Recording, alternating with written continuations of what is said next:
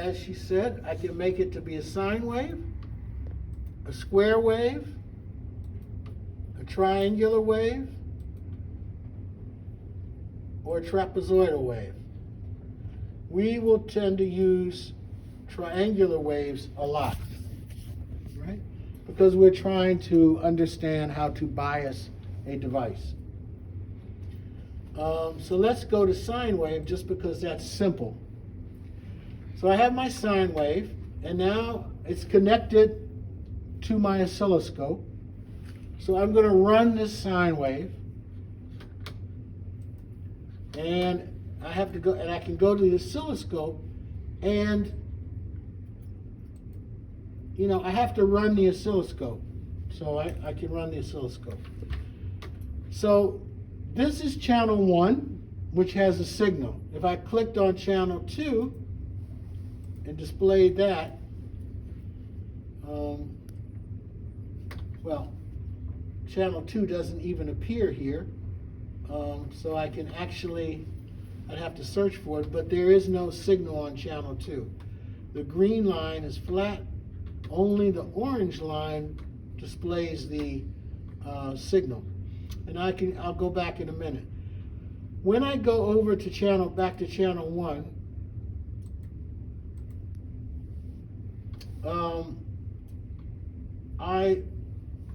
couple things on this.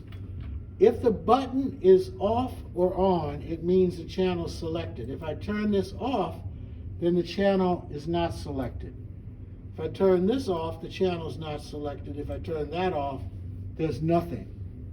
So the button selects the channel. Then the three little lines select the settings for the channel.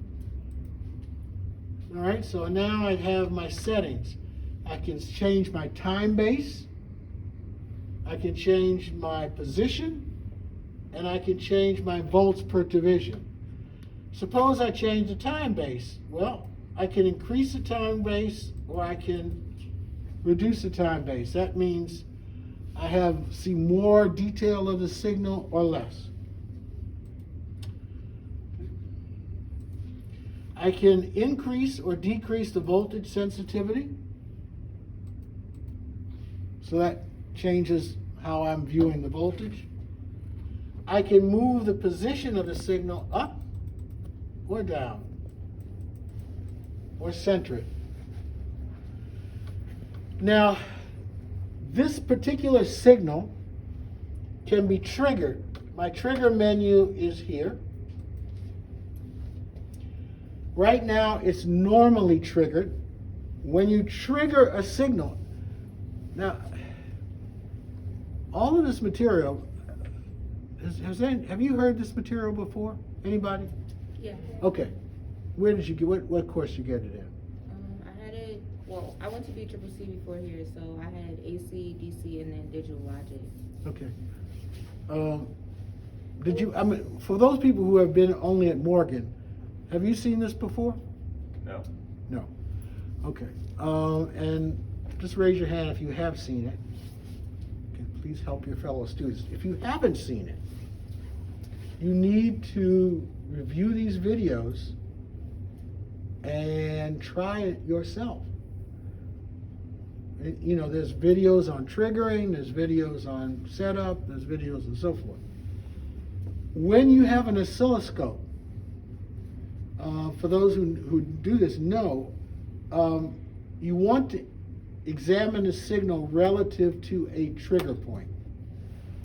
So in this case, you can choose either a rising edge trigger or a falling edge trigger. Rising edge trigger means that when the oscilloscope sees the signal going in the upward direction, going from a lower to a higher value, it will trigger. And you can set the trigger point as, let's say, minus 80 millivolts, which is set at now, or a higher, or anything in between.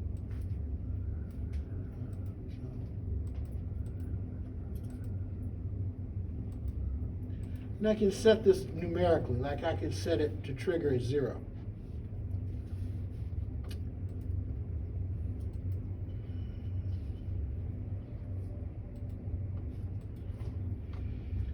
right, so where it triggers on the rising edge will determine where this thing starts.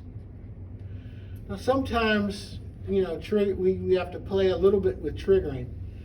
In this particular case, the trigger signal is sourced under channel 2. There's nothing on channel 2. So basically it's not seeing anything to trigger it. Let me try changing it to channel 1 as the source of the trigger signal. And now things should make a difference. You think, Professor, you think you should run it first? So do you think you should run it first? It's a great idea. Thank you means you're paying attention. Okay. So, all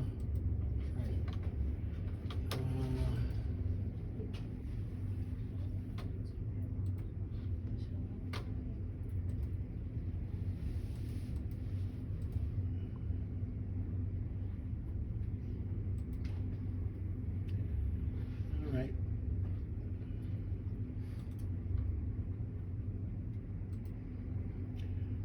It's normal triggering. Let me see if we can now change the time base to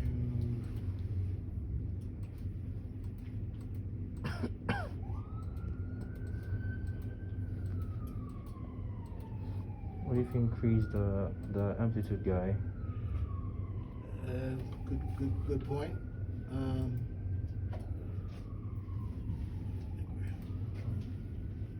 Okay, there we are. So now we can actually examine. We can actually examine the wave, the details of the wave. So as you're changing the trigger point. Okay, and you can play around with that on the trigger situation. You can actually go back to auto trigger. We are going to let me trigger maybe.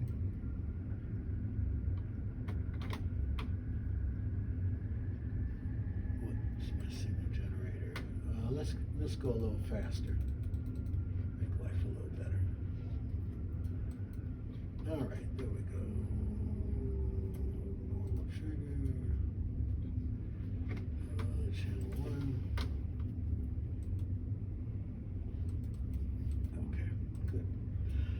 Little life a little easier. Okay, so we are going to be using the oscilloscope a lot. And we're going to be using a lot of different modes of it. So in addition to being able to read it on channel 1, we are going to use something called the math channels. And in the math channels, we actually can take the function and do some mathematics on that function. So I can take that function and I can edit a function and create a function that says, okay, I want this function, which is t0, I want to add, say, 10 to it. Let's see if that works.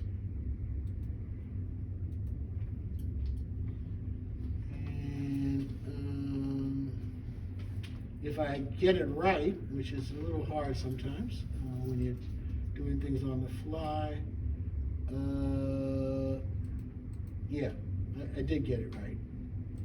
So you can see that the function is basically the same function as it's the same function as the other one, but I've added voltage to it. So we're going to use the math channel function. We're also going to use something called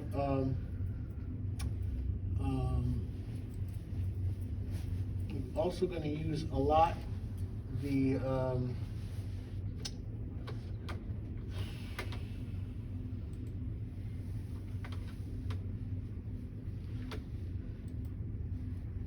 okay, so this, when you hit the gear wheel, you get another menu.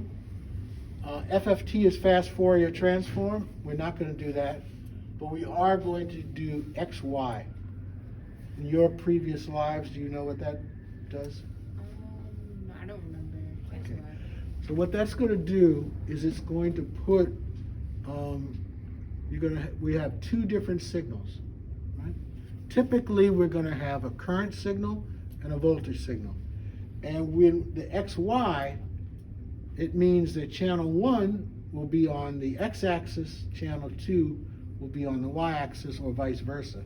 And this will allow us to actually plot the IB characteristics. So please get your kits working. I'll probably, have to go over this a little bit more next time before we start the experiments. And then we'll do it. So anyway, any questions for? So does this give you like a, almost like a sheet readout of all the secondary points that it'll be taking from us? Yes. So what I haven't shown you is how to download your data, right? So all of the data, you're in this menu, you want to export it, right? Suppose we want to export the data. Professor, that menu is the same from the gear wheel, right? That's the gear wheel menu. Okay. Right? Exporting the data, you can export it, the data gets exported in a comma delimited file, which is compatible with Excel or other programs. So in this particular case, I can export it to wherever I want to. In terms of the downloads, I can do it as a test, and I can save it, and then I can look for it.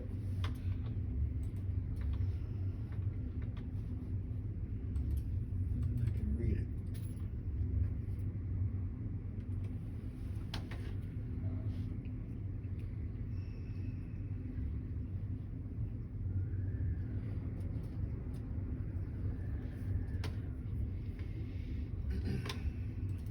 Should be here somewhere.